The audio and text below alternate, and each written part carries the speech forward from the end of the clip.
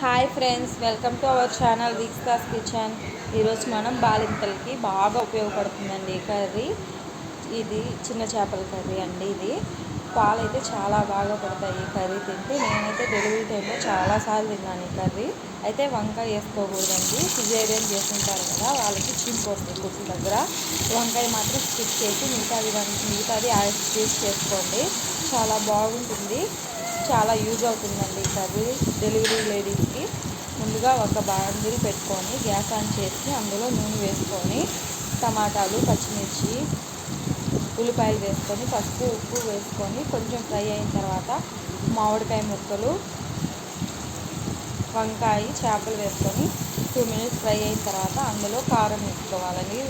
సరిపడా కారం వేసుకున్న తర్వాత కొంచెం చింతపండు నీళ్ళు వేసుకోవాలండి. మామిడికాయ నేను ఒక తల్ల వేసాను కాబట్టి చింతపండు నీళ్ళు కొంచెం తక్కువ అవుతాయి.